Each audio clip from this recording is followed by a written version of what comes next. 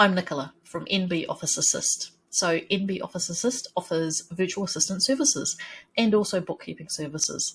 In this series of videos, I'm going to be touching on the essential basics, really sometimes hard to find or sometimes glaringly obvious things that trip people up inside Xero, the accounting system. So as a small business, Xero accounting system is one of probably the most recommended accounting systems. I'm going to be doing a series of ongoing videos, little snippet tips and tricks that I find people posting questions on via forums, and I'm going to be doing a tutorial on YouTube. I mean, I'm talking less than 5 minutes. Sometimes they might be up to 10 minutes, but I'm going to try and keep them as short as possible to get you guys the goodies that you need the answers. So never be afraid to ask a question about how to do something inside Xero or inside your business, because believe me, you're looking at it with fresh eyes for the first time and you're learning a new program. So with my 25 years plus experience and probably about 10 years of applied experience within Xero, I'm going to create as many videos where I find the need of questions being asked. Today we're going to be looking at placeholders. Now, placeholders are a little unknown little gem in Xero. A lot of people use them in like the templates, the email templates, but you can actually use them in invoices, reoccurring invoices. So we're going to hop on over to our dashboard. So our invoices, and we're going to go new repeating invoice here.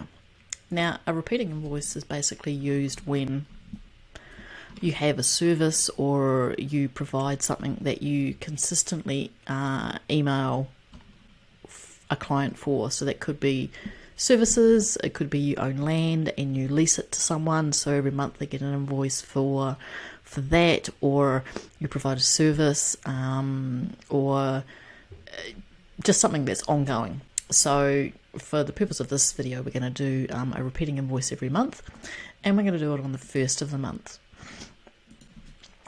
And we're just going to make it 7 days following the invoice, and we're going to go for ABC Furniture. So in here, when I clicked on reference, you'll see that placeholder turned up. So we're going to look at these in a minute. So here you'll obviously just put, if you're going to put a reference in, so we're going to say creation and scheduling for social media, and we're going to go month of, and if you're doing this manually you might be inclined to obviously put in the month that you're billing for, so for the month of May 2024. But the problem with that is every month, if it's an invoice that you're going to approve, or if it's going to be sent to someone to be approved, you've got to go in to the repeating invoice, change it, save it, and it's just a bit of a pain. This way you can go month of, go insert placeholder, and go, we will use month and year. So month and year.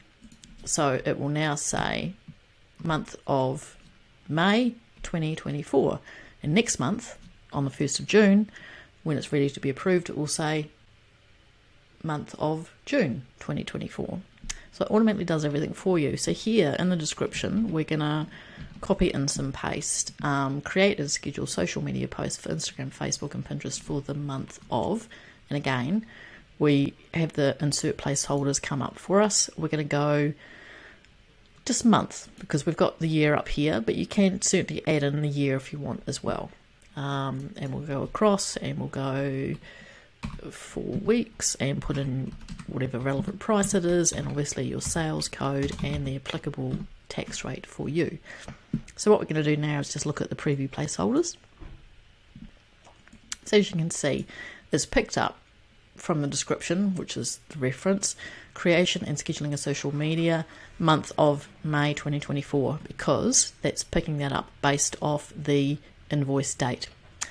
So the next one that'll be scheduled will be for June, July, so on and so forth, and this will automatically update for you. Create and schedule social media posts for Instagram, Pinterest on the month of May. We've just put in the placeholder for the month there, but obviously you can add in the year or the relevant one that you want for your type of invoice. So you can see it sort of working, how it will work going forwards. We're going to go backwards, so you can see how it schedules out each month's invoice for approval. And we're going to go back to November last year, just say that's when the contract started. So we're going to go November the 1st, 2023. Xero thinks you've done something wrong because it's an old date, but we're going to leave it that way. So everything's going to remain the same, month of, month and year. So it's going to create these draft invoices, because I'm going to go save as draft. So you can see what it generates, and we're going to leave this for the month of the relevant month. Okay, and we're going to go save. Now you've got your repeating invoice, which is kind of like your template here. So if the wording ever needs to be changed or anything like that, you would update that here. But now under drafts, you'll see that there are 7 drafts ready for approval. And you can see month of November, December, January 2024, it rolls over because the invoice date is the 1st of January, the 1st of each month, February, March, May, April, May. Very cool little feature. Saves a lot of time. There's a lot of stuff that we sort of do second nature that we think doesn't take long, but if we can set up these little processes to help us along, it's certainly a wonderful tool, and I think it's a very unutilized tool. So yeah, if you guys get any questions, let me know. I've got some other videos here that I'll put up for you to have a check out. One of them is probably a really important one to watch, and that's the invoicing. The new invoicing. Xero is going to be retiring the classic invoicing in September of this year.